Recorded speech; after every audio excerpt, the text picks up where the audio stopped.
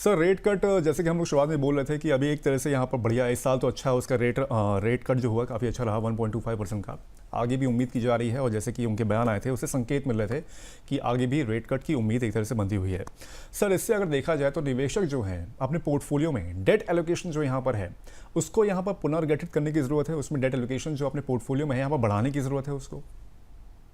देखिए सिचुएशनली अभी जब रेट चेंजेस टैक्स चेंजेस आए थे तो डेट म्यूचुअल फंड थोड़े से बैक सीट पे आ गए थे because short term capital gain abolish हो गया था, everything was added in income. तो हेंसफोर्थ सभी को ये लगता था कि अब तो डेट फंड में पैसा डालना फिक्स डिपॉजिट के बराबर है और रिटर्न्स का पोटेंशियल 6-7% है। लेकिन अगर आप एक स्मार्ट इन्वेस्टर हैं और अगर आप एक लेट्स से 12 लाख की टैक्स ब्रैकेट में भी आते हैं तो आपके लिए कोई भी रिटर्न आप डेट फंड से भी जनरेट करें, आप टैक्स फ्री रिटर्न जनरेट करेंगे क्योंकि लेस देन 12 लाख आपके ऊपर कोई टैक्स नहीं है आज की डेट में। सो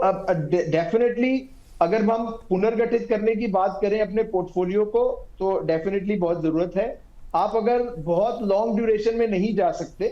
तो आप 5 साल की ड्यूरेशन के हिसाब से आप लॉन्ग ड्यूरेशन फंड्स गिल्ट में थोड़ा सा चले जाएं जो कि रोल ओवर करते हैं अपनी मेच्योरिटीज को, टारगेट मेच्योरिटी फंड में चले जाएं क्योंकि हर एक फंड टारगेट मेच्योरिटी 2026, 2027 या 2030 तक की मेच्योरिटी का भी पेपर है, लंबा भी है लेकिन आप अपनी ड्यूरेशन के हिसाब से अपने पोर्टफोलियो को ले सकते हैं। हाँ, अगर आप शॉर्ट टर्म में रहना चाहते हैं तो हमारे पास विकल्प बहुत सारे हैं, लिक्विड है, मनी मार्केट है, लेकिन अगर आप टैक्स बेनिफिट के साथ देखना चाहें तो आपके लिए आर्बिट्राज फंड भी है। तो विकल्प बहुत सारे हैं। 3 से 5 साल के लिए आप शॉर्ट और मीडियम ड्यूरेशन में रहें तो ओवरऑल मैं ये कहूंगा कि अगर आप एक उम्दा रिटर्न जनरेट करना चाहते हैं तो आप 5 साल प्लस के होराइजन के साथ डेट म्यूचुअल फंड कैटेगरी में आए और अपने पोर्टफोलियो को उस तरीके से अलाइन करें। सर आपने स्मार्ट इन्वेस्टर का यहाँ पर जिक्र किया था, मैं उसकी डेफिनेशन समझना चाह रहा हूँ। मतलब हम लोग मोस्टली ऐसे जानते हैं कि कंजर्वेटिव हो गए, मॉडरेट हो गया, एक तरह से एग्रेसिव हो गए। तो इन तीनों में से मतलब स्मार्ट इन्वेस्टर जो है वो कौन सी कैटेगरी में फॉल करता है?